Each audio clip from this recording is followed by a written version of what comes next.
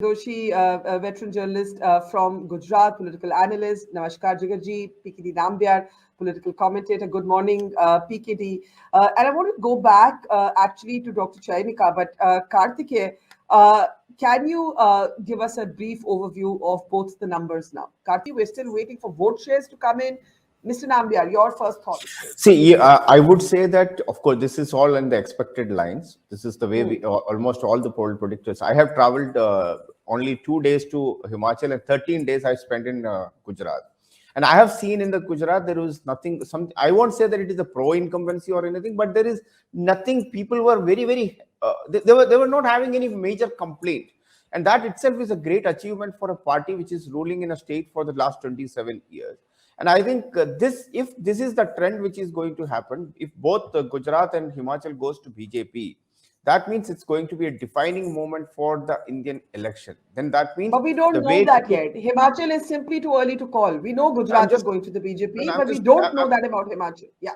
I'm just generally telling you, even if it comes to very close, even if it is a neck and neck, and if you know that if there is a neck and neck situation, BJP automatically forms the government. If that happens, it's going to be a defining moment for the Indian electioneering, and 2024, then it becomes more of like a walkway.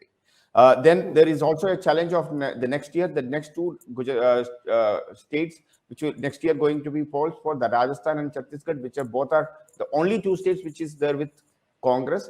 Congress with this kind of a performance will have a major challenge. They're already going through an internal crisis in both these states. So now coming back to the significance of this particular election, 27 years, and one of the main place where the development of politics or the election and development has come together is from Gujarat.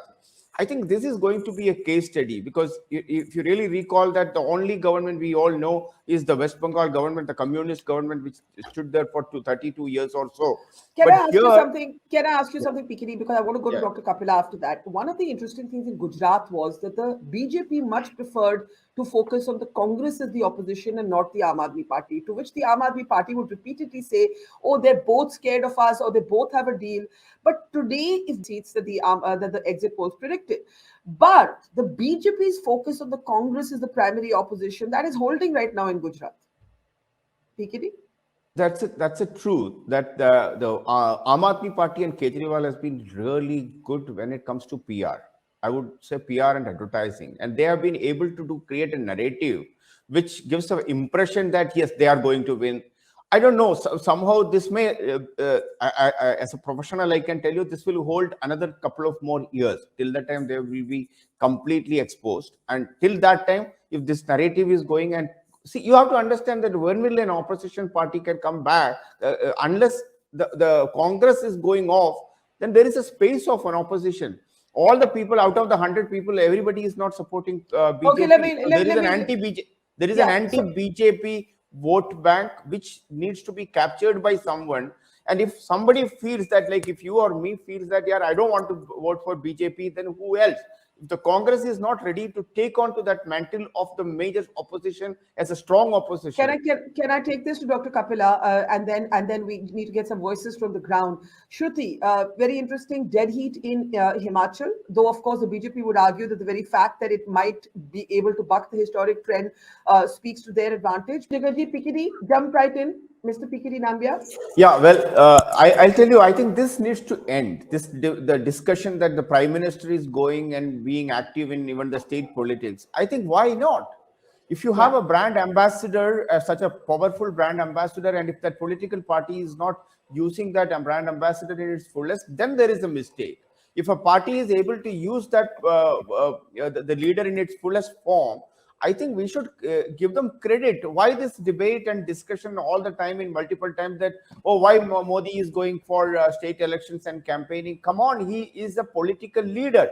He is first a BJP leader, then he became the prime minister. So one is that. Second part is that active democracy is that when every political force is working together. Remember in the MCD elections in '82, Rajiv Gandhi, then the General Secretary, and Indira Gandhi campaigned. Even in the recent past, during the Shilaji's time, I mean, Rahul Gandhi. you would never tell the Congress party, why do you only depend on the Gandhis? Well, actually, the BJP does, Correct. but the So I point think, is that the party will secondly, use whatever asset it has.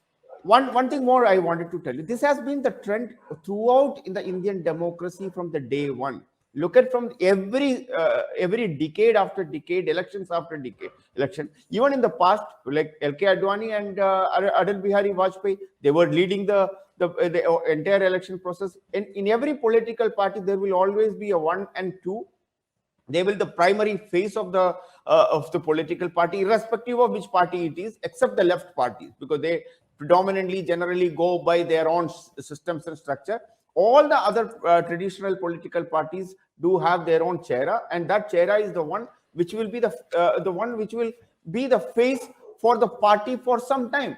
And this then evolving of new leadership. Now the question is that who after Modi? I mean, अरे भाई अभी तो मोदी है ना, 5 साल के बाद, 10 साल के बाद, 20 साल के बाद, definitely there will be a second, third level of leaders will come up, and who will lead the party then? That I think it's an evolving politics. Politics is very, very dynamic.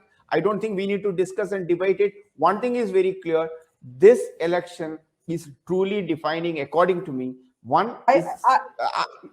Sorry. There is no communal faction in this election debate. There was no even the Muslims are voting for BJP. So like there is a trend of talking about BJP in Gujarat or the Muslims versus these things, and that you were talking. Somebody was talking about Madhav Singh Solanki.